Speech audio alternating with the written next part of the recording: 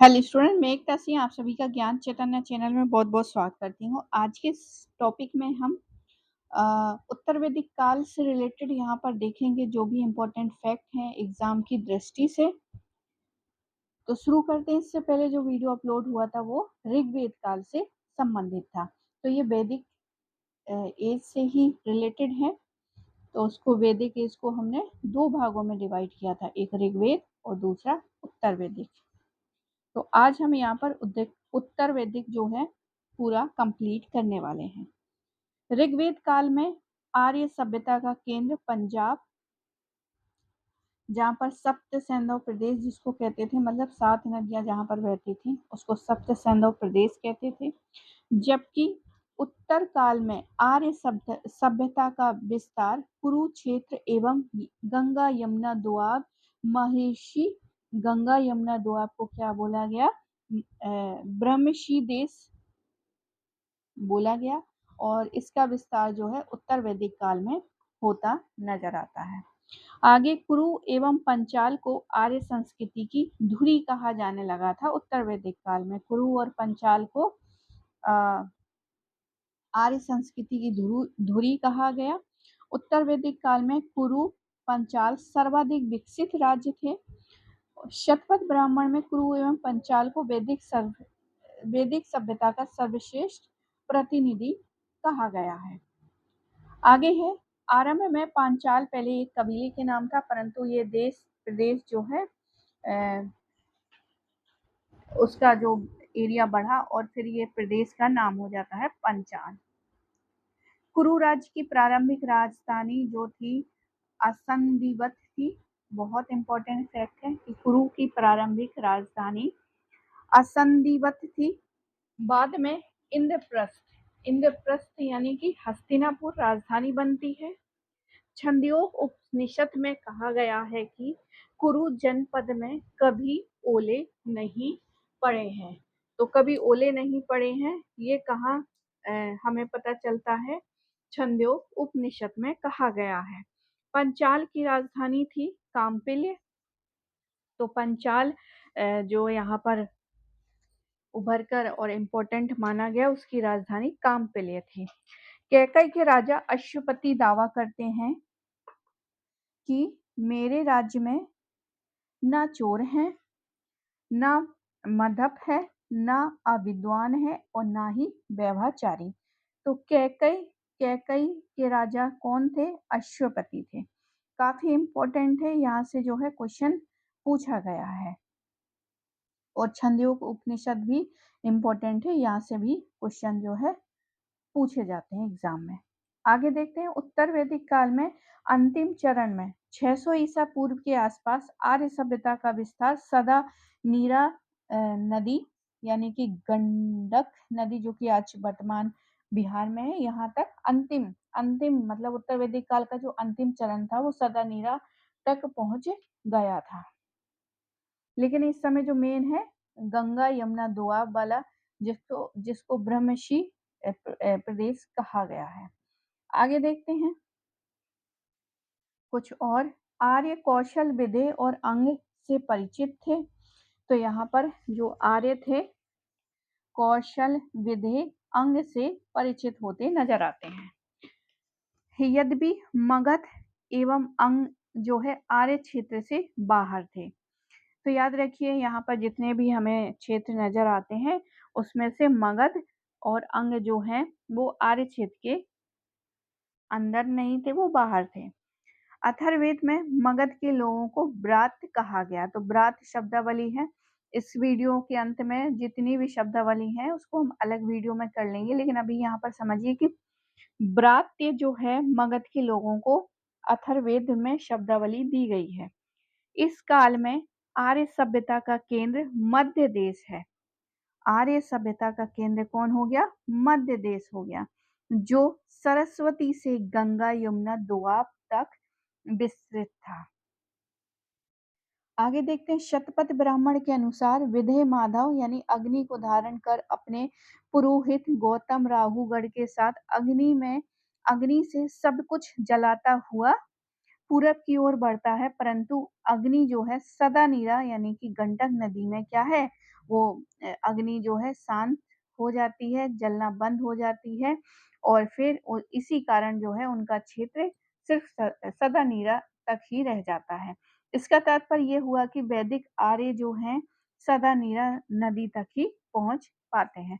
अब ये पुराना समय है, इसलिए यहाँ पर जो है कहानियों के रूप में उस समय की जो घटनाएँ हैं उसको यहाँ पर शामिल किया गया है। वो भी कहानी हमें कहाँ से मिलती है? शतपथ ब्राह्मण से हमें ये पता चलती है कि एक माधव नाम के व्यक्ति जो कि अग्नि को धारण किए हुए थे और उसके पुरोहित थे गौतम राहुगण, ये सब कुछ जलाते हुए मतलब जंगलों को साफ करते हुए सदा नीरा तक पहुँच जाती है वो आग, और जिस वजह से वो मैदान निकल के सामने आ जाता है। आगे देखते हैं, उत्तर वैदिक काल में सामवेद, यजुर्वेद, अथर्ववेद तथा ब्राह्मण ग्रंथों, अरण्यकों एवं उपनिषदों की रचना हुई थी। तो यहाँ पे ऋग्वेद वैदिक साहित्यों में जो हमें नहीं मिलता है उत्तर वैदिक काल में, वो ऋग्वेद जो है यहाँ पर हमें देखने को नहीं मिलता है। उसकी रचना जो है सबसे पहले हुई थी और बाकी बाद में। तो यहाँ पर सामवेद, यजुर्वेद, अथर्ववेद, ब्राह्मण ग्रंथ, अरण्यक जो जंगलों में रहकर जो उनको एक्सपीरियंस होगा उन्होंने लिखा, तो वो अरण्यक ग्रंथ कहलाए थे। उपनिषद जो गुरु के समीप बैठकर विचार विमर्श करके जो ग्रंथ लिखे गए उसको उपनिषद की रचना हुई। उत्तर वैदिक कालीन जो है ग्रंथों में त्रिकुट नामक एक पर्वत श्रृंखला का भी उल्लेख मिलता है।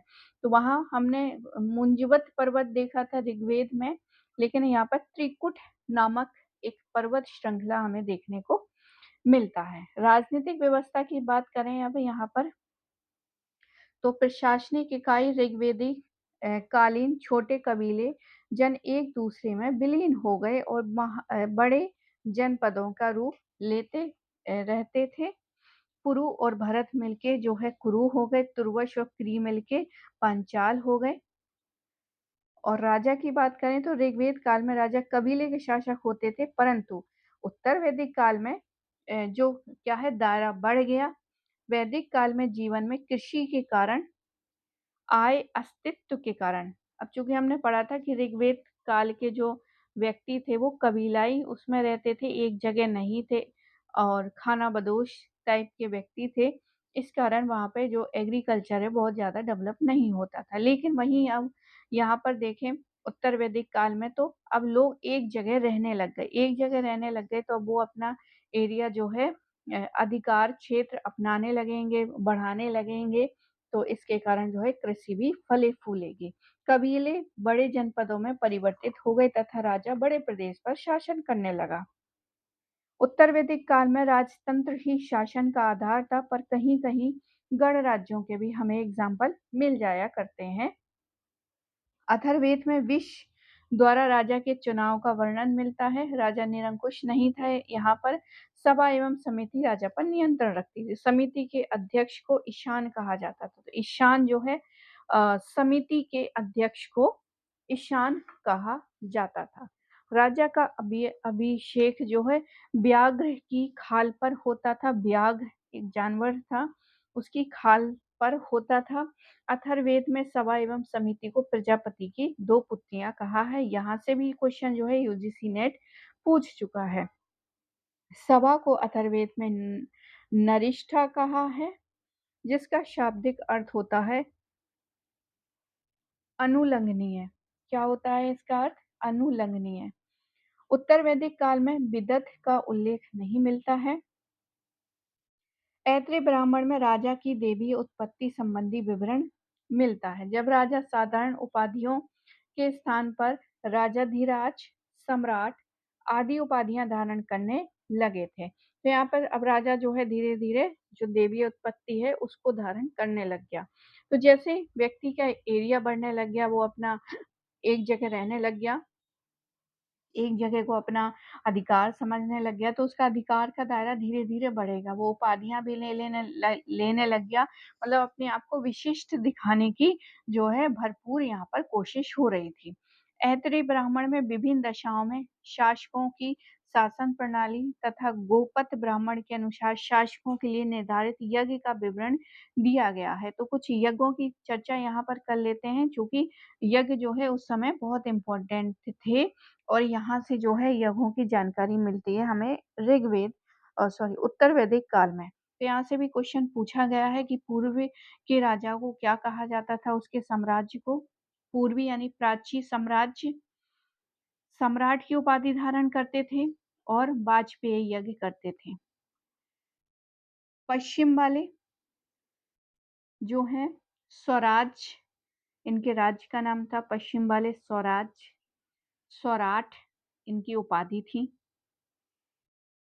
और अश्वमेध यज्ञ किया करते थे पश्चिम वाले। उत्तर वाले क्या करेंगे, वह राज्य, इनका राज्य का नाम हुआ करता था वह राज्य। उत्तर वालों का विराट जो है उपाधियां धारण करते थे उत्तर वाले। पुरुष में यज्ञ किया जाता था, ये लंबी आयु के लिए किया जाता था और अश्वमेध अपना साम्राज्य बढ़ाने के लिए, वाजपेयी यज्ञ मतलब जो राजा है हमेशा जवान रहे इसके लिए जो है यज्ञ किए जाते थे। दक्षिण में भोज्य था, यानी भोज सर्वराट का उपाधि धारण करता था, सर्व में यज्ञ किया जाता था। मध्य देश के राज्य जो है राजा कहलाते थे, मतलब राजा की उपाधि धारण करते थे और इनका राज्य का नाम राज्य ही था। और ये कौन सा यज्ञ किया करते थे, जब राजा बनते थे राष्ट्रीय यज्ञ किया करते थे। वह राज्य वे राज्य होते हैं जहाँ राजा नहीं होता है। तो वह राज्य कहाँ पर मिलता है, जहाँ पर उत्तर में जो वह राज्य थे वो वहां पर राजा नहीं होता था। आगे देखते हैं अब कुछ उपनिषद कालीन राजा, यहाँ से भी जो है यूजीसी नेट क्वेश्चन पूछा है 2018-19 में ये जो है पूछा है। उपनिषद काल के दार्शनिक राजा शतपथ ब्राह्मण और छंदोग उपनिषद के अनुसार, किसके अनुसार, शतपथ ब्राह्मण एवं छंदोग उपनिषद के अनुसार। राज्य की बात करते हैं विदे, इसके राजा थे जनक, विदे के जनक, केकई के अश्वपति और काशी के अजातशत्रु। अजातशत्रु को हमको मगध से कंफ्यूज नहीं होना है, मगध से कंफ्यूज नहीं होना है, काशी का राजा था अजातशत्रु। पांचाल जो है प्रवाह जावाली पांचाल के थे। एक बार फिर से देखते हैं, विदेह के जनक, केकई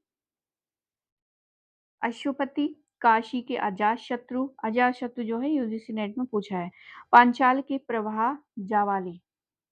आगे देखते हैं, कुरु के राजा परीक्षित थे। तो आपने जो धारावाहिक देखा होगा महाभारत का, तो उसमें जब महाभारत एंड होता है तो राजा परीक्षित को क्या बनाया जाता है, वहां का सम्राट बनाया जाता था कुरुओं के। तो कुरुओं के राजा जो है परीक्षित थे। अथर्ववेद में परीक्षित को मृत्यु लोक का देवता माना जाता है, क्योंकि हम कहानी देखते हैं कि उसको जो है ब्रह्मास्त्र जो है कुछ इस तरह का जो बाण था वो लग गया था, लेकिन उससे जो है अपनी मृत्यु से जीत कर वो जन्म लेता है परीक्षित, इसके लिए उसका नाम रखा जाता है, मृत्यु लोक का देवता बताया गया है इसलिए। अथर्ववेद में एक मंत्र में परीक्षित को संगीत का नायक कहा है। राष्ट्र शब्द प्रदेश का सूचक है, इसका बहुप्रचलित जो है प्रचलन उत्तर वैदिक काल में हुआ है। शतपथ ब्राह्मण में राज्याभिषेक का उल्लेख मिलता है। ऐत्रेय ब्राह्मण में समुद्र पर्यंत पृथ्वी के शासक को एक राट कहा है, मतलब इन पूरे उसको जीत लिया, पृथ्वी के शासक को एक राट कहते हैं। पहले सबसे राज्याभिषेक की परंपरा उत्तर वैदिक काल में शुरू होती है। सबसे पहले राज्याभिषेक की परंपरा कहाँ शुरू होती है, उत्तर वैदिक काल में होती है। राज्याभिषेक का अनुष्ठान राजसूय यज्ञ के नाम से होता था और वह राज्य जहाँ पर राजा नहीं होता था वहां जनता अपना शासन स्वयं करती थी। अब आगे है यहाँ पर कर प्रणाली के बारे में देखते हैं कि टैक्स क्या थे। तो वैदिक काल में हमने देखा था, ऋग्वेद काल में देखा था हमने कि वहां पर टैक्स नहीं लगता था। एक बलि नाम का टैक्स था जो कि स्वेच्छा से जनता राजा को देते थे, लेकिन अब यहाँ पर चूंकि दायरा बढ़ गया है, लोग एक जगह रहने लग गए हैं, तो अब यहाँ पर क्या होने लग जाएगा, अनिवार्य, वही चीज अनिवार्य हो जाएगी। आगे देखते हैं, उत्तर वैदिक काल में नियमित प्रणाली विकसित हुई। ऋग्वेद कालीन बलि जो एक स्वैच्छिक कर था, वह उत्तर वैदिक काल में नियमित कर हो गया। वैदिक काल में राजा को बलिहर यानी बलि लेने वाला विषामत्ता भी कहा गया। अथर्ववेद के अनुसार राजा को आय का 16वां भाग मिलता था।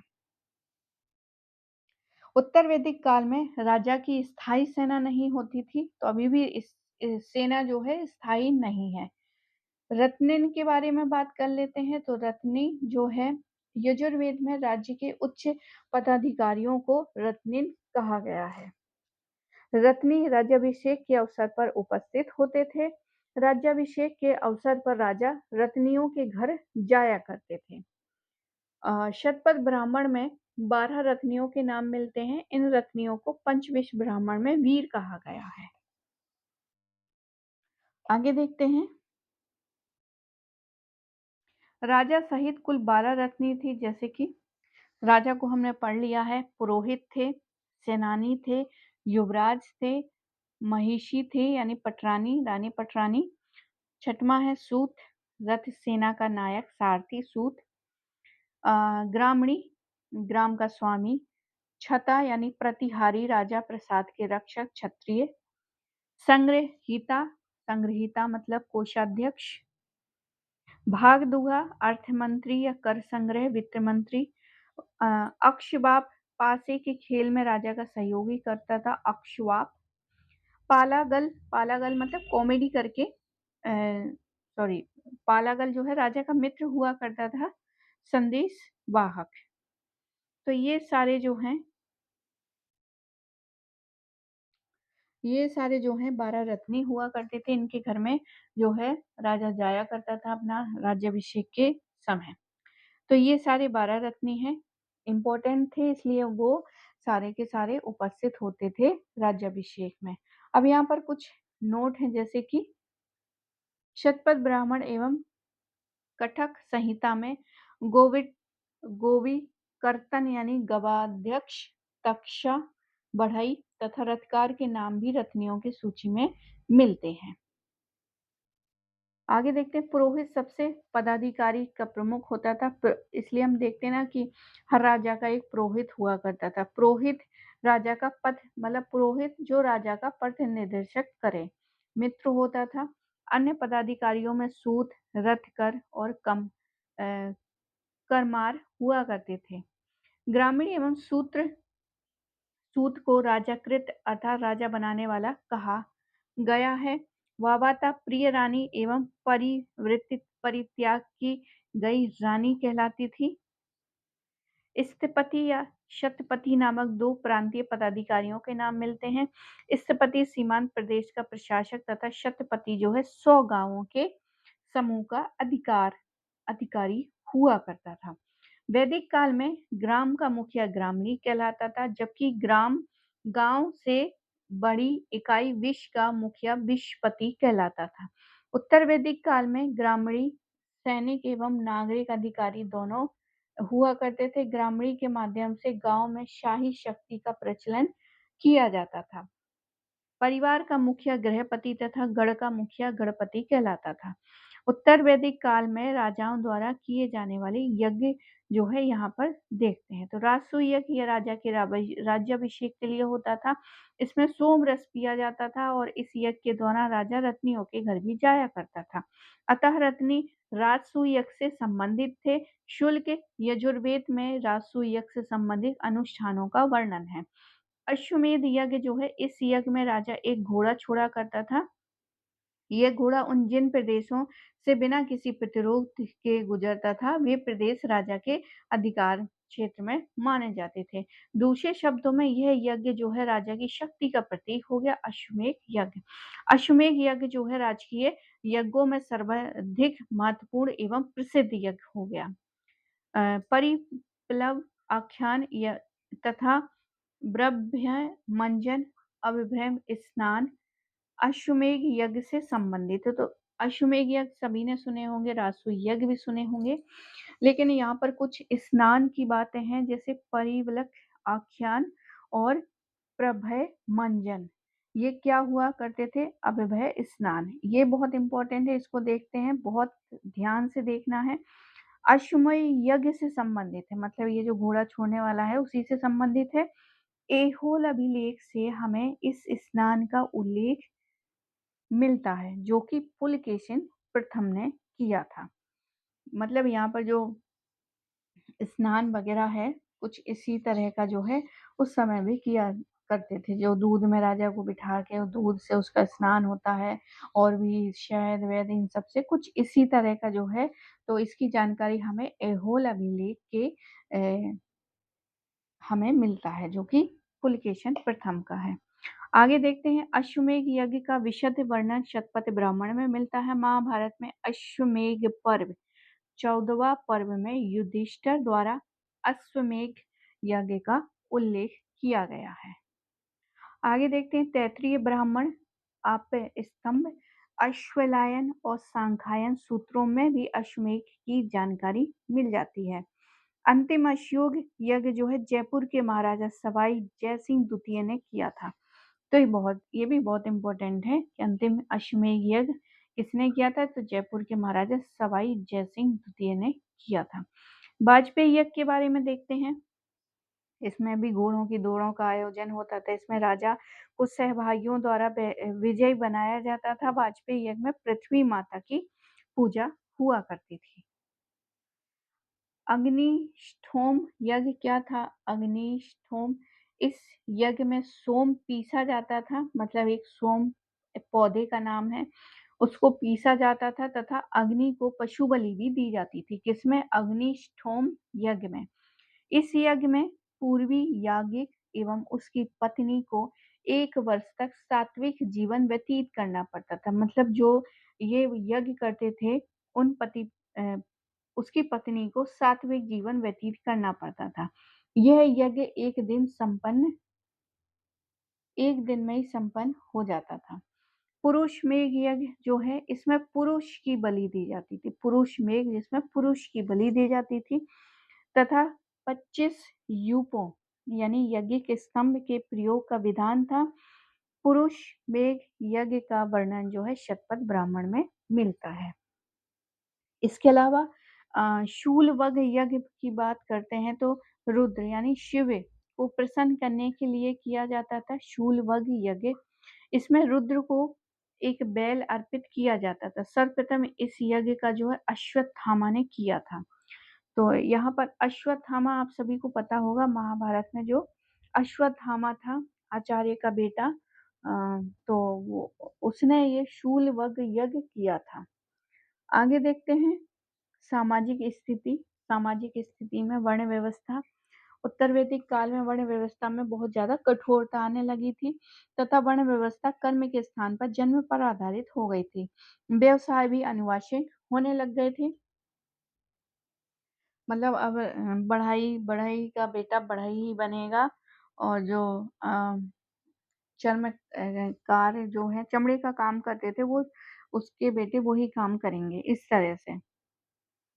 समाज स्पष्टतः 4 वर्गों में विभाजित हो गया। ये थे ब्राह्मण, क्षत्रिय, वैश्य और शूद्र। ऐत्रेय ब्राह्मण में सर्वप्रथम चारों वर्णों के कर्तव्यों का उल्लेख किया गया है। कर्मकांड एवं यज्ञों का प्रचलन बढ़ा है जिससे ब्राह्मणों की शक्ति बढ़ी है।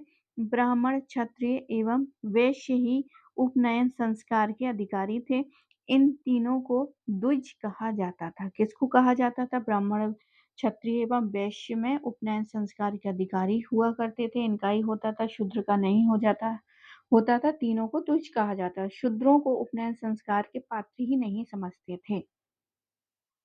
शतपथ ब्राह्मण में चारों वर्णों की अंत्येष्टि के लिए 4 प्रकार के टीलों का उल्लेख किया गया है। उत्तर वैदिक काल में केवल वैश्य ही कर चुकाते थे।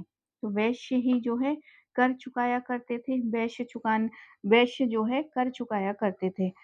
शतपथ ब्राह्मण में वैश्य का लक्षण दूसरे को बलि मतलब हमने पढ़ा था, जो स्वेच्छा से दिए जाने वाला कर, वही वाला बलि देने वाला, और दूसरे के द्वारा भोज्य एवं उपयोग में आने वाला बताया गया है।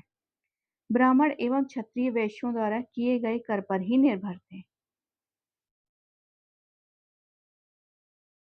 आगे देखते हैं, युद्ध एवं कृषि दोनों में लोहे का उपयोग होने लग गया था। तो यहाँ हमें उत्तर वैदिक काल में लोहे का उपयोग हमें देखने को मिलता है। लेकिन वहीं अगर हम ऋग्वेद की बात करें तो वहाँ लोहा और नमक का ज्ञान अभी लोगों को नहीं था। तो यहाँ तो लोहे का वही हो गया है, नमक का देखते हैं आगे मिलता है या नहीं। तो लोहे का प्रयोग से मूलभूत सामाजिक परिवर्तन आने लगे थे। एक शस्त्रधारी एवं शक्तिशाली नए क्षत्रिय वर्ग का उदय हुआ। ब्राह्मणों एवं क्षत्रियों में श्रेष्ठता के लिए प्रतिस्पर्धा थी। शतपथ ब्राह्मण में एक स्थान पर क्षत्रियों को ब्राह्मणों से श्रेष्ठ बताया गया, किंतु यह भी कहा गया कि ब्राह्मण राजा पर आश्रित है। ब्राह्मण जो हैं राजा पर ही आश्रित थे एवं उनके पार्श्व के नीचे की ओर पीठासीन है, परंतु वह राजा से श्रेष्ठ है। अब जो पुरोहित वगैरह हमने देखा था कि ऋग्वेद काल में पुरोहित वगैरह जो है राजा को सहयोग करते थे, तो वही ब्राह्मण जो ज्ञाता है, इसलिए अपने आप को हमेशा इम्पोर्टेंट उन्होंने माना है। इसलिए राजा जो है वो सेकंड नंबर पे आता था और जो ब्राह्मण है वो मतलब जो ब्राह्मण क्षत्रिय है वो सेकंड नंबर पे और जो ब्राह्मण है वो पहले नंबर पे। काठक संहिता के अनुसार कठक काठक काठक संहिता के अनुसार ब्राह्मण के पिता या माता को क्या पूछते हो, यदि उसमें श्रुति का ज्ञान है तो वही पिता है, वही पितामह है। ये काठक संहिता के अनुसार है। उपनिषद काल में अनेक दार्शनिक राजा भी हुए जिन्होंने ब्रह्म ज्ञान एवं आध्यात्मिक चिंता पर बल दिया। ये ब्राह्मणों की श्रेष्ठता को चुनौती थी। उद्दालक और अनुनय और प्रवाह जावली ये पांचाल का नरेश था। तो इन्होंने क्या किया था, उद्दालक अरुणे जो कि ब्राह्मण था, इसने पांचाल नरेश जो कि क्षत्रिय थे उससे शिक्षा प्राप्त की थी। आगे देखते हैं, ब्राह्मण गाग्र ने काशी राजा अजात शत्रु, काशी का राजा कौन, अजात शत्रु। तो ब्राह्मण जो है गाग्र ने काशी का राजा अजात शत्रु से शिक्षा ग्रहण की थी, ऐसा उल्लेख मिलता है हमें। ऐत्रेय ब्राह्मण में राजा के लिए कहा गया है कि यह ब्राह्मण की जीविका चलाने वाला है और दान देने वाला है। राजा जब भी चाहे ब्राह्मण को हटा सकता है। शिल्पियों में रथकारों को ऊंचा स्थान दिया गया है। रथकारों को यज्ञोपवीत पहनने, उपनयन संस्कार का अधिकार प्राप्त था। इस समय तक समाज में अस्पृश्यता की भावना का उदय नहीं हुआ था, परंतु द्विजों एवं शूद्रों के बीच अंतर स्पष्ट हो चुका था। मतलब छुआछूत की भावना तो नहीं थी, लेकिन दोनों में क्या है, द्विजो मतलब ब्राह्मण क्षत्रिय वैश्य, इन दोनों में क्या हो गया था, शूद्रों के बीच अंतर स्पष्ट बिल्कुल होने लग गया था। शतपथ ब्राह्मण के अनुसार दास एवं शूद्र सोम यज्ञ में भाग ले सकते थे। ब्राह्मण शतपथ ब्राह्मण के अनुसार दास और शूद्र जो है सोम यज्ञ में भाग ले सकते थे। छंदोग उपनिषद में दासों को संपत्ति माना गया है। बृहदण्यक एवं छंदोग उपनिषद में कहा गया है कि ब्रह्मलोक में सभी समान माने जाते हैं, अतः चंडाल को भी यज्ञ करने का जो है यज्ञ का अवशेष पाने का अधिकारी है। तो ये कौन सी ग्रंथ में हमें मिलते हैं, बृहदण्यक और छंदोग उपनिषद में ये चीजें देखने को मिलती हैं।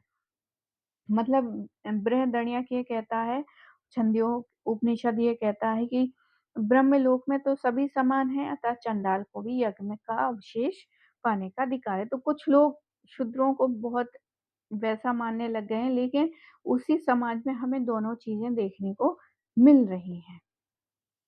आगे देखते हैं, बाजनई संहिता के पुरुष मेघ जिसमें पुरुष की अच्छा पुरुष यज्ञ जो है जिसमें पुरुष की बलि दी जाती थी, ये तो पुरुष मेघ सूत्र है। पुरुष मेघ सूत्र में सर्वप्रथम चंडाल का उल्लेख हमें देखने को मिलता है। मलिच की अवधारणा की शुरुआत जो है उत्तर वैदिक काल में हुई थी।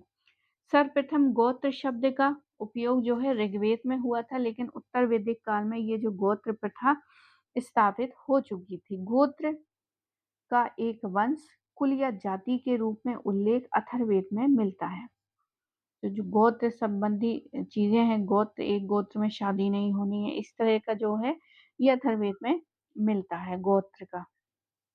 आश्रम की बात कर लेते हैं तो उत्तर वैदिक काल में सर्वप्रथम छंदोग उपनिषद में 3 आश्रमों की जानकारी मिलती है। चौथे आश्रम जो है संन्यास आश्रम की स्थापना अभी तक नहीं हुई थी, तो 3 ही मिलते हैं।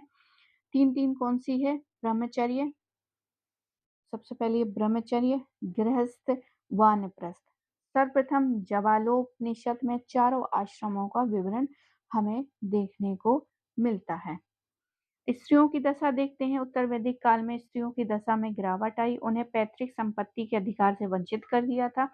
सभा और समिति में प्रवेश वर्जित हो गया। सभा और समिति में स्त्रियां नहीं जाएंगी, कुछ गड़बड़ कर दिया होगा इसलिए जो है वर्जित करने लग गए वहां पर। स्त्रियों को उपनयन संस्कार से भी वंचित कर दिया। अथर्ववेद में पुत्री के जन्म पर खिन्नता प्रकट की। ऐत्रेय ब्राह्मण में पुत्री को कृपण कहा गया। मैंने कहा ना कि एक तरफ जो है उसके विरोध में है तो दूसरी तरफ उसके सहयोग में भी बातें हैं, क्योंकि एक समाज में एक जैसे लोग हमेशा नहीं पाए जाते हैं, कभी भी नहीं पाए जाते हैं। दोनों विचारधारा के लोग पाए जाते हैं, बस अंतर ये होता है कि एक की विचारधारा ज्यादा होती है, एक की विचारधारा कम होती है। जिसकी ज्यादा होगी उस समय आते होते उसकी कम हो जाएगी, और जिसकी कम है उसकी समय बीतते बढ़ जाएगी। ऐत्रेय ब्राह्मण में पुत्री को कृपण कहा है तथा पुत्री को समस्त दुखों का स्रोत माना गया है। अथर्ववेद हो, ऐत्रेय ब्राह्मण, दोनों में खिन्नता मतलब पुत्री को सही नहीं माना गया है।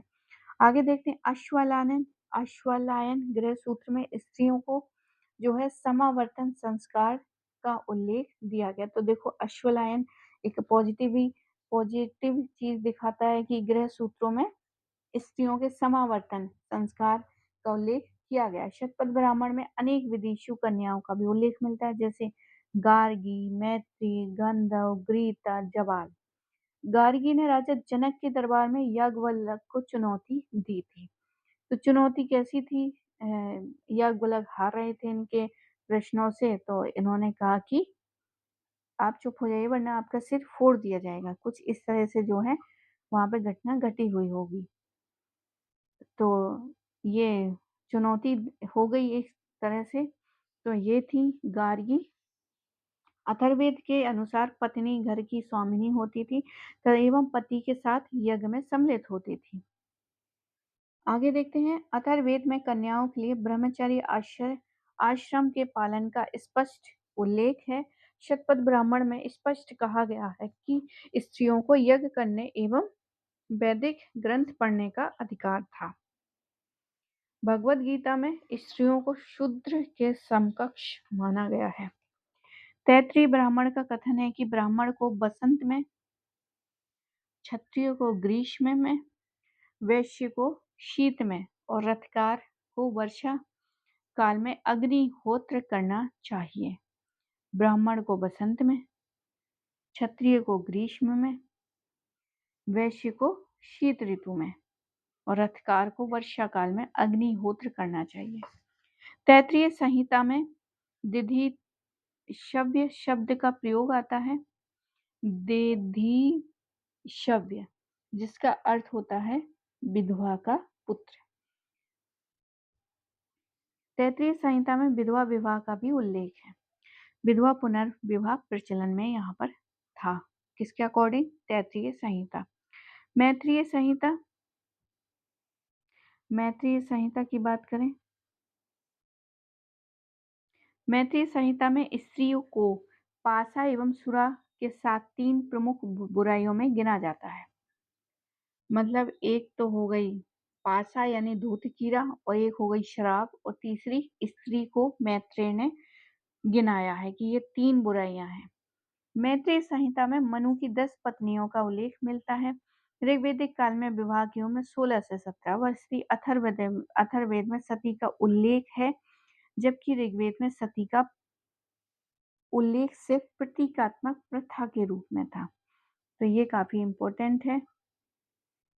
समय पर जन समूह एकत्र होकर खेल कूद मनोरंजन करता था। इस प्रकार समज्जा मतलब खेल-कूद और ये मनोरंजन समज्जा जैसे अभी मेले होते हैं, तो उस समय समज्जा हुआ करता था। आगे देखते हैं गृहस्थ आर्यों द्वारा किए जाने वाले 5 महायज्ञ। तो 5 महायज्ञ काफ़ी इम्पोर्टेंट है। गृहस्थ जीवन ब्रह्म यज्ञ, अध्ययन अध्यापन द्वारा ब्रह्म के प्रति कृतज्ञता, देव यज्ञ मतलब देवताओं का जो हम पे ऋण है, उसके लिए हम ये यज्ञ करेंगे और उसके जो है उससे छुटकारा पाएंगे। तो हवन द्वारा देवताओं की पूजा अर्चना करना, पितृयज्ञ जो है पितरों का जल एवं भोजन द्वारा तर्पण। आगे देखते हैं मनुष्य यज्ञ यानी अतिथि सत्कार करना, भूत यज्ञ मतलब समस्त जितने भी आदर्श चीजें हैं उनको भी कृतज्ञता प्रकट करना। अब 3 ऋण, यहाँ पर 3 ऋण भी है। ये यज्ञ थे 5 यज्ञ, सॉरी ऋण जो है यहाँ पर है 3 ऋण है। एक तो ऋषि, पितृ और देवता, 3 ही ऋण है। तो प्राचीन ज्ञान विज्ञान और साहित्य को जो देता है उसके प्रति हमारा ऋण रहता है। तो ऋषि ऋण, पितृ ऋण पूर्वजों के प्रति भी हमारा एक कर्तव्य होता है। देव ऋण देवता एवं भौतिक शक्तियों के प्रति दायित्व है। 7 पाक यज्ञ जो है अष्टक, श्रवणी, अग्रहायणी, चैत्री, आश्व युजी, पर्वन, श्राद्ध। 7 हरवी यज्ञ की बात यहाँ पर की गई है। अग्नाध्याय, अग्निहोत्र, 10 पूर्णमासी, अग्रहायण, चतुर्मास्य और निरुद्ध पशुबंध। और 7वां है सौत्रा मणि। इस यज्ञ में अश्विनों एवं सरस्वती को सुरा की आहुति दी जाती थी और सौत्रा मणि इंद्र की उपाधि हुआ करती थी। वैदिक कालीन अधिकतर यज्ञ विशेषतर अवसर एवं त्योहारों पर संपन्न किए जाते थे। दर्श यज्ञ अमावस्या के दिन किए जाते थे, जबकि पौर्णाश मास जो है पूर्णिमा के दिन किए जाते थे। 7 सोम यज्ञ भी होते थे, जैसे कि अग्निष्ठोम, अत्यनिष्ठोम, उपथया, सोढ़ासीन, वाजपेय, अतिरात्र, आप्तोयर्म। तो ये कुछ 7 सोम यज्ञ थे। इसमें 11 पशुओं की बलि भी दी जाती थी अग्निष्ठोम में। तो आप यहाँ पे देखिए कितने सारे यज्ञ वगैरह यहाँ पर होने लग गए हैं, जिससे क्या है जो यहाँ पर कुछ लोग होंगे जो इस यज्ञ से जो है खिन्न हो जाएंगे। तो ये वाली चीज है। अभी यहाँ पर यज्ञ बहुत सारे हैं। 16 संस्कार की बात करें तो गृह सूत्रों में सर्वप्रथम संस्कारों का विवेचन मिलता है। संस्कारों का प्रचलन वैदिक काल से ही होता नजर आता है, किंतु वैदिक साहित्य में इसका वर्णन नहीं मिलता है। अब 16 संस्कार भी एग्जाम में बहुत बार पूछ चुके हैं, क्रम से पूछता है कि इसके बाद कौन सा आया, 7वां कौन सा है, 11वां कौन सा है, 16वां कौन सा है, 8वां कौन सा है और 11वें नंबर वाला कौन सा, इस तरह से। तो गौतम धर्म सूत्र के संस्कारों की संख्या 40 दी है। वैखानस धर्म सूत्र में 18 संस्कार बताए गए हैं, परंतु प्राय सभी धर्म शास्त्रकार संस्कारों की संख्या 16 मानते हैं। तो सबसे पहले है गर्भाधान। गर्भाधान संस्कार होता है जिसमें जो बच्चा है वो माँ के गर्भ में आता है। पुंसवन संस्कार है, पुंसवन संस्कार। सीमांतो नयन संस्कार। गर्भाधान, पुंसवन, सीमांतो नयन, जातकर्म। फिर है नामकरण। तो यहाँ पर 5वां हो गया नामकरण। फिर 6वां है निष्क्रमण, घर से बाहर निकलेगा। अन्नप्राशन, सबसे पहले अन्न खाएगा, 6 महीने बाद अन्नप्राशन होता है। चूणाकर्म, चूणाकर्म हो गया। 8वां कर्णवेद, कान छिदवाए जाते थे। विद्या आरंभ हो जाता है 10वें में। उपनयन होता है, फिर जनेऊ पहना दिया जाता है। वेदारंभ हो जाता है, फिर उसका फिर वेदारंभ के बाद उसके केस जो है उतारे जाते हैं। समावर्धन हो गया, मतलब डिग्रियां मिल गई उसको। फिर 15वां विवाह है। विवाह के बाद एक ही बचता है, अंत्येष्टि। ये थे कुछ 16 संस्कार। तो इस 16 संस्कार में आज भी बहुत सारी चीजें जो हैं अभी होती हैं। विद्यारंभ तो ठीक है, विद्यारंभ तो बहुत जल्दी हो जाता है। जैसे अन्नप्राशन आज भी होता है, विवाह आज भी होता है, उपनयन भी होता है, समावर्तन भी होता है कॉलेजों में जब डिग्री मिलती है, केशांत भी होता है, बाल निकाले जाते हैं, ये सारी चीज़ें, अंत्येष्टि तो होता ही है। आगे देखते हैं, उपनयन संस्कार केवल द्विजों के लिए था, मतलब ब्राह्मण, क्षत्रिय, वैश्य, शूद्रों के लिए नहीं था। इसमें यज्ञोपवीत धारण किया जाता था। 4 आश्रम की बात कर लेते हैं। संन्यास वाला लास्ट में जोड़ा गया, ब्रह्मचर्य, गृहस्थाश्रम, वानप्रस्थ आश्रम और चौथा है संन्यास आश्रम। अब 4 पुरुषार्थ की बात कर लेते हैं। धर्म, अर्थ, काम, मोक्ष, ये 4 पुरुषार्थ थे। धर्म, अर्थ, काम, मोक्ष, 4 पुरुषार्थ। विवाह की बात करें तो केवल अश्वलायन गृह सूत्र में ही 8 प्रकार के विवाहों का उल्लेख है। इससे पहले हमने देखा था पिछले वीडियो में कि यहाँ पर जो है अनुलोम और प्रतिलोम विवाह हुआ करते थे। अनुलोम मतलब ब्राह्मण का लड़का और क्षत्रिय की लड़की। प्रतिलोम में ब्राह्मण की लड़की और क्षत्रिय लड़का। इस तरह से हमने देखा था। अब यहाँ पर जो है कुछ विवाह अलग तरीके के हैं, इसको देख लेते हैं। ब्रह्म विवाह, इसमें क्या होता था? इसमें लड़की का पिता वेद यज्ञ एवं शीलवान वर ढूंढता था। मतलब यहाँ पर जो पिताजी हैं वो लड़की के एक वर ढूंढते थे। उस विवाह को सर्वोत्तम माना जाता था और ये समान जाति वर्ण में ही होता था। इसको ब्रह्म विवाह यानी अरेंज मैरिज जैसे समझ लीजिए। ये ब्रह्म विवाह जो है अरेंज मैरिज ही है। आगे देखते हैं देव विवाह क्या था। इसमें यज्ञ करने वाले पुरोहित के साथ ही, मतलब जो यज्ञ करते हैं और उसको ही कन्या दे दी जाती थी विवाहित, उसको देव विवाह कहते थे। आर्ष विवाह, इसमें वर द्वारा कन्या के पिता को कन्या के बदले कन्या के पिता जो है, मतलब इसमें कोई भेंट वेंट नहीं देते थे। क्या जाता था, एक जोड़ी बैल, हल मतलब एग्रीकल्चर में काम आएगा, और गाय भेंट दी जाती थी ताकि वो उससे जो है बैलों की संख्या बढ़ा सकें और जो है दूध वगैरह इन सब का यूज हो सके। तो दो बेड़ी जो दो एक जोड़ी बैल मतलब दो आएंगे बैल और गाय भेंट की जाती थी, तो ये विवाह हो जाता था। और उसको आर्ष विवाह कहते थे, जिसमें बैल और गाय भेंट की जाती थी, उसको आर्ष विवाह। प्रजापत्य विवाह, इसमें कन्या के पिता वर को बिना दहेज कन्या प्रदान करते थे, पर वर वधू धर्म का आचरण करते हुए विवाह करते थे। तो यह है प्रजापत्य विवाह, तो बिना दहेज के शादी हो जाना प्रजापत्य विवाह हुआ करता। असुर विवाह क्या है भाई? इसमें इसमें कन्या का पिता धन लेकर कन्या को बेच देता था। शौल्य विवाह भी इसको कहते हैं, शौल्यक्ष विवाह भी इसको कहते हैं, असुर विवाह। गांधर्व विवाह क्या था? जो आजकल लव मैरिज जो है वो उसको गांधर्व प्रेम विवाह, प्रणय विवाह कहते हैं।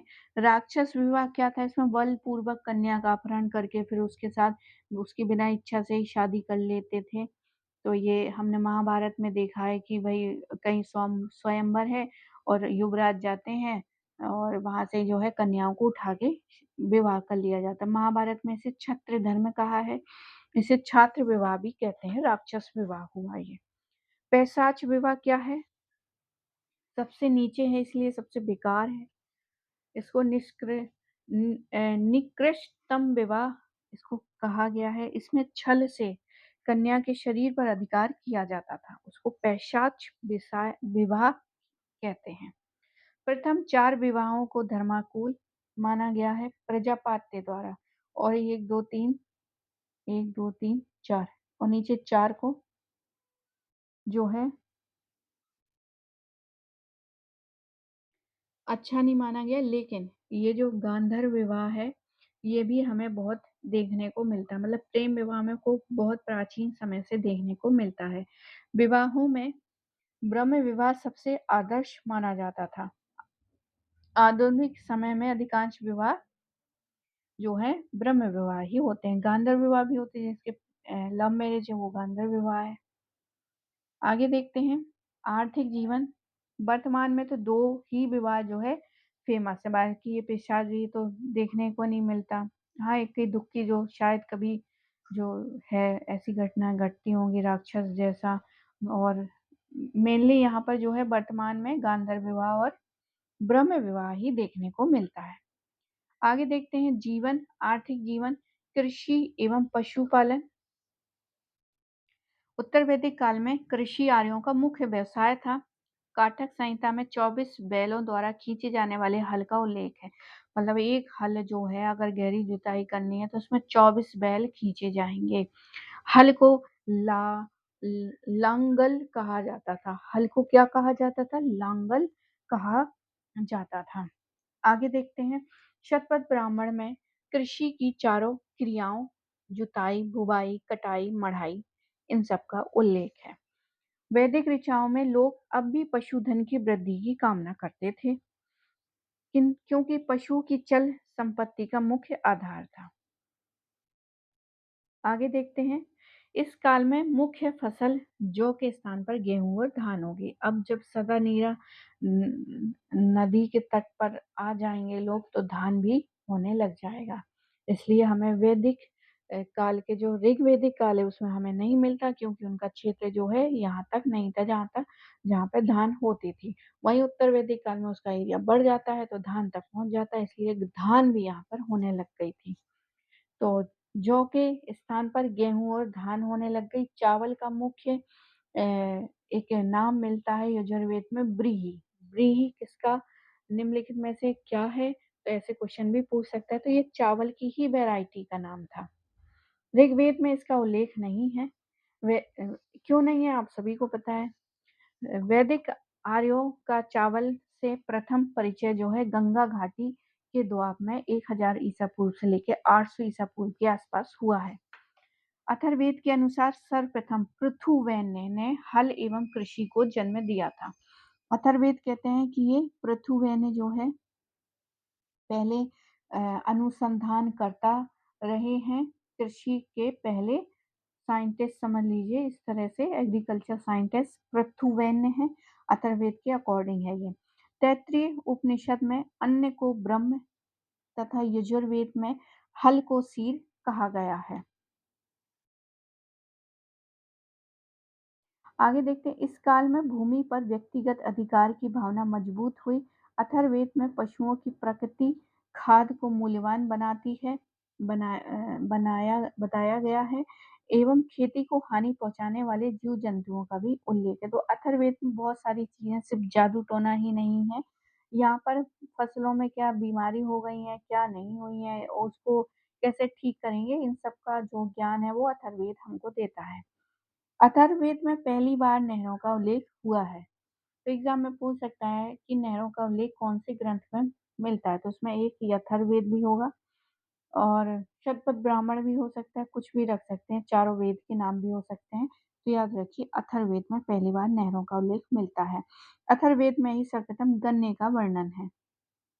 चावल को ब्रीही और तंदुल भी कहा गया है। ब्रीही और तंदुल चावल को कहा गया है। धान के लिए शाली, गेहूं के लिए गोधूम तथा गन्ने के लिए इच्छु शब्द काम लिया जाता था। शाली धान, गेहूं गोधूम और गन्ने जो है इच्छु, गन्ने के लिए इच्छु का जो है यूज करते थे। भूमि दान का उल्लेख सर्वप्रथम उत्तर वैदिक काल ग्रंथों में हमें देखने को मिलता है। वह नय अपने आप उत्पन्न एवं कृष्ट मेहनत से उत्पन्न उपज को कहा गया है। आगे देखते हैं उत्तर वैदिक काल में तांबे के अलावा लोहे का व्यापक जो है शुरू हो गया। लोहे को श्याम अयस्क कहा गया। लोहे के प्रयोग के आर्थिक गतिविधियों में क्रांतिकारी परिवर्तन ला दिया। लोहे द्वारा वनों को साफ कर कृषि योग भूमि बढ़ाने लग गए तथा लोहे के फाल द्वारा गहराई तक हल चलाने में मदद मिलती थी। अब ऐसे जो है हल बनाए जाने लग गए जिसमें बहुत सारे बैल जो है खींचा करते थे।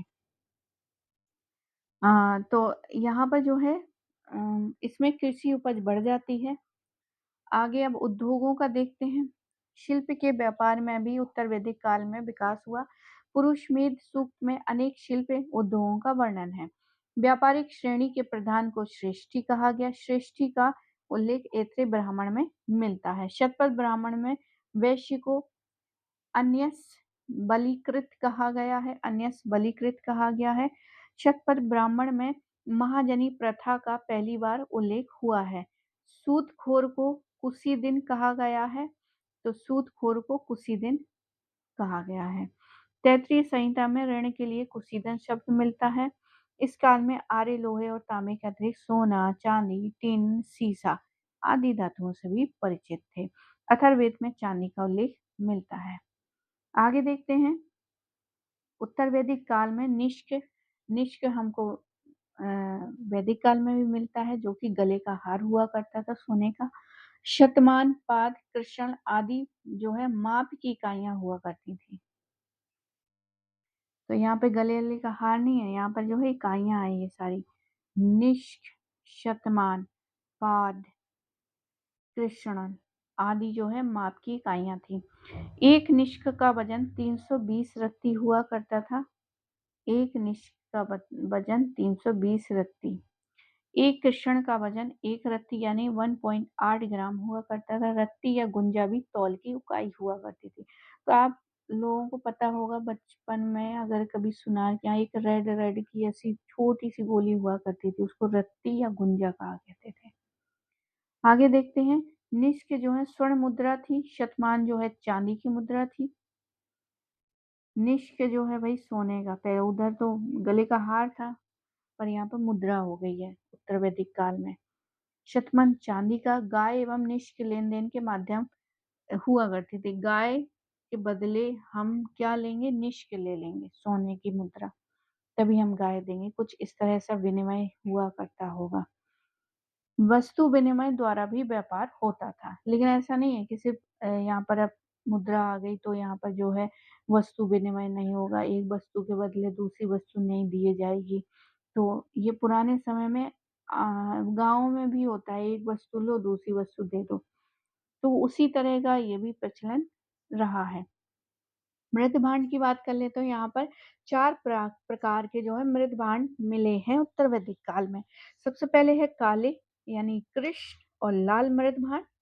काले मृद भांड, लाल मृद भांड, मतलब इस तरह से 4 कैसे, काले मृद भांड, लाल मृद भांड और काले लाल दोनों भी मिले हैं और चित्र धूसर भी मिले हैं। तो 4 तरह के हमें उत्तर वैदिक काल में मृद भांड मिलते हैं। लेकिन सबसे ज्यादा कौन सा उत्तर वैदिक काल की विशेषता की चित्रित, ये जो तीसरे नंबर वाला है चित्रित धूसर, जबकि लाल मृद भांड एक तो लाल और चित्रित, ये सबसे ज्यादा देखने को मिलते हैं।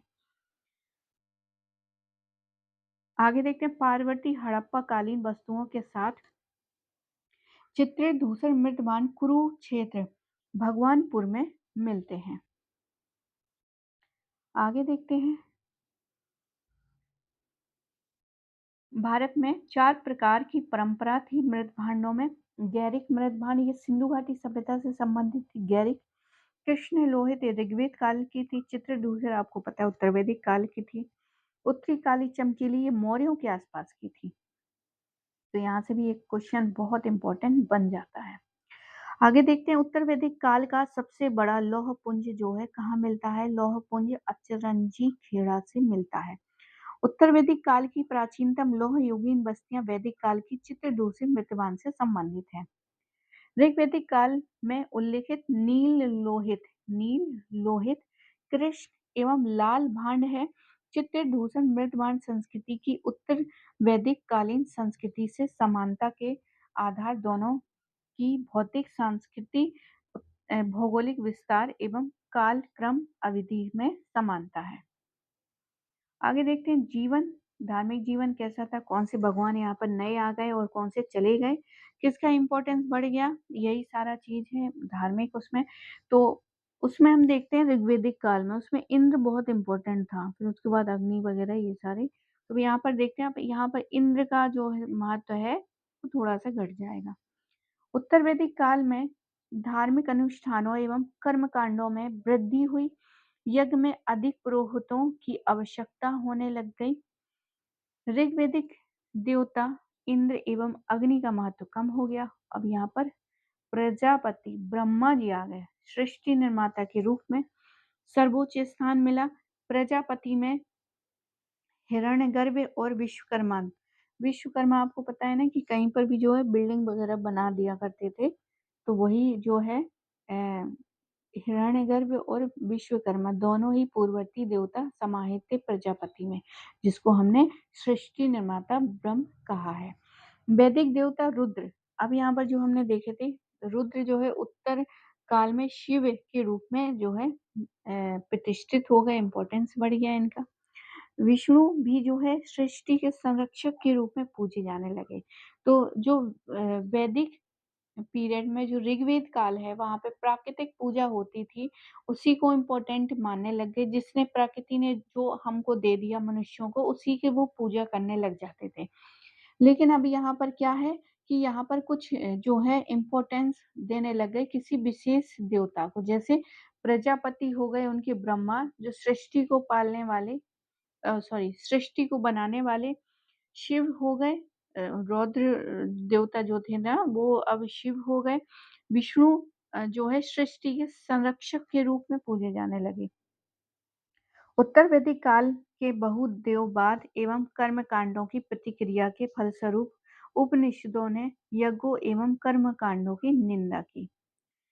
उपनिषदों में ब्रह्म को ही एकमात्र परम सत्ता जो है माना है। मुंडक उपनिषद के अनुसार यज्ञ एक ऐसी नौका है जिस पर भरोसा नहीं किया जा सकता है। आगे है छंदोग उपनिषद में धर्म के 3 स्कंद बताए गए हैं: यज्ञ, अध्ययन, दान, तप, ब्रह्मचारी। यज्ञ, अध्ययन, दान ये एक ही है, दूसरा तप है और ब्रह्मचारी है। देवताओं के कुछ प्रकार देख लेते हैं। यहाँ पर कुछ देवता अन्य आ गए। तो मैंने बताया ना कि यहाँ पर किसी व्यक्ति ने कोई धर्म नहीं बनाया, बल्कि यहाँ पर जो धर्म की अवधारणा है वो धीरे धीरे समाज में जो है पनपती गई, और फिर ये सारे हमें देवी देवता देखने को मिलते हैं। तो कंसेप्ट जो है हमारी प्राकृतिक पूजा थी, फिर जैसे लोगों का रहन सहन हो गया वैसे ही देवता उनके समय के अनुसार बदलने लग गए। देवताओं के प्रकार देखते हैं तो दिव्य जो है स्वर्गीय देवता, तो दिव्य तो स्वर्गीय होता है ऐसे समझ लीजिए। पार्थिव मतलब पृथ्वी के। गो जात जो है गौ से संबंधित देवता। अपे मतलब जल के देवता, तो जल के देवता, गौ के देवता। तो गाय यहाँ पे इंपॉर्टेंट थी इसलिए गोजात बोलते थे उसको। पार्थिव मतलब पृथ्वी के देवता, दिव्य मतलब स्वर्गीय देवता। उपनिषदों के 4 महाकाव्य देखते हैं। तो यहाँ पर 4 महाकाव्य कौन कौन से हैं? प्रज्ञान ब्रह्म, अयम आत्मा ब्रह्म, तत् त्वमम असि। प्रज्ञान ब्रह्म के बारे ऐत्रेय उपनिषद, अयम आत्मा ब्रह्म मंडूक उपनिषद, तत् त्वमम असि छंदोग उपनिषद सामवेद, अहम ब्रह्मा इसमें बृहदारण्यक उपनिषद यजुर्वेद। अन्य महाकाव्य है सोहम, आई एम दैट, ईश उपनिषद है ये। एक मेवा द्वितीयम ब्रह्म छंदोग उपनिषद। सर्व खलवन ब्रह्म जो है छंदोग उपनिषद ही है। एदत ए तद वाय तत् कंठ कठ उपनिषद। कुछ महत्वपूर्ण तथ्य देख लेते हैं। ऐत्रेय ब्राह्मण से ऐत्रेय ब्राह्मण में सर्वप्रथम चारों वर्णों के कर्तव्यों का उल्लेख या वर्णन हमें देखने को मिल जाता है। सुनाशेप की कथा ऋग्वेद में ऐत्रेय ब्राह्मण में ही मिलती है। सुनाशेप हमने पिछले उसमें पढ़ा था, जिसके पिता 100 गायों के बदले यज्ञ में बलि देने के लिए राजा हरिश्चंद्र को बेच देते हैं। अंत में सुनाशेप को विश्वामित्र ऋषि गोद ले लेते हैं, और ऐत्रेय ब्राह्मण में पुत्र को संसार सागर पार करने वाली नौका कहा गया है। ऐत्रेय ब्राह्मण शतपथ ब्राह्मण में बहुत सारी चीजें। शतपथ ब्राह्मण के अनुसार राजा को प्रजा का अनुमोदन होना चाहिए। शतपथ ब्राह्मण में कुलाल चक्र कुम्र का चाक का भी उल्लेख है। अम्बिका का रुद्र की बहन के रूप में उल्लेख मिलता है। तैत्रीय ब्राह्मण एवं शतपथ ब्राह्मण में हुआ है। आगे देखते हैं। आगे देखते हैं, इंपॉर्टेंट बातें हैं ये। शतपथ ब्राह्मण में रेवा नदी यानी नर्मदा नदी जो है मध्य प्रदेश से जो है निकलती है, और सदा नीरा जो है बिहार में है, तक आर्यों का जो है विस्तार मिलता है, ये शतपथ ब्राह्मण में कहा गया है। शतपथ ब्राह्मण में जल प्लावन की कथा भी मिलती है। आगे बृहदारण्यक उपनिषद या गार्गी संवाद, यहाँ से जो है क्वेश्चन पूछ चुका है यूजीसी नेट, इसलिए बृहदारण्यक उपनिषद बहुत इंपॉर्टेंट हो जाता है। याज्ञवल्क्य गार्गी संवाद, याज्ञवल्क्य मैत्रेय संवाद का उल्लेख और गार्गी बृहदारण्यक उपनिषद में ही मिलता है। बृहदारण्यक उपनिषद सबसे बड़ा उपनिषद है, ये बात याद रखनी है। इसके प्रधान प्रवक्ता महर्षि याज्ञवल्क्य हैं, जो कि अनुनी उद्दालक के शिष्य थे। पुनर्जन्म का सिद्धांत सर्वप्रथम शतपथ ब्राह्मण तथा बृहदारण्यक उपनिषद में मिलता है। छंदोग्य उपनिषद की बात करें तो छंदोग्य उपनिषद में इतिहास पुराण को पंचम वेद कहा है। इतिहास पुराण को पंचम वेद कहकर पुकारा छंदोग्य उपनिषद में।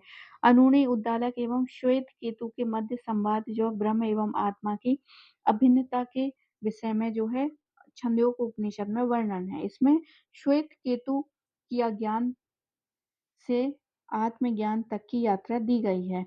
तत्व त्वम असि भी छंदोग्य उपनिषद में निष्कर्ष रूप में श्वेत केतु कहता है उद्दालक कुरु पंचाल के निवासी थे। छंदोग्य उपनिषद में वर्णित कथा के अनुसार श्वेत केतु उद्दालक ऋषि का पुत्र और अरुषि ऋषि यानी अरुण और वेशी गौतम का पुत्र था। छंदोग्य उपनिषद के अतिरिक्त बृहदारण्यक उपनिषद और कौशिकी उपनिषद में भी श्वेत केतु की कहानी मिलती है। श्वेत केतु ने महाभारत में महिला के लिए एक पति प्रथा शुरू की थी। तो श्वेत केतु ने ही जो है महिलाओं के लिए केवल एक ही पति की प्रथा शुरू की थी, श्वेत केतु। छंदोग्य उपनिषद में चंडाल को स्वान यानी कि कुत्ता एवं सूकर की श्रेणी में रखा है। आगे देखते हैं।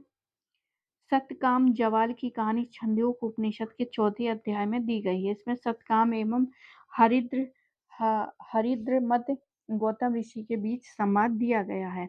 सतकाम जवाली की कहानी एक कुंवारी माँ की कहानी है, जो अपने बेटे को उसके पिता के नाम बताने से ये कहते हुए मना कर देती है कि उसने बहुत से पुरुषों की सेवा की है, उसे नहीं पता कि वो किसका बेटा। छंदोग्य उपनिषद की सत्यकाम जबाल की कहानी से प्रेरित होकर सन 1969 में फिल्म अभिनेता धर्मेंद्र ने ऋषिकेश मुखर्जी के निर्देशक में एक फिल्म भी बनाई थी सत्यकाम, जो कि बहुत बेहतरीन थी।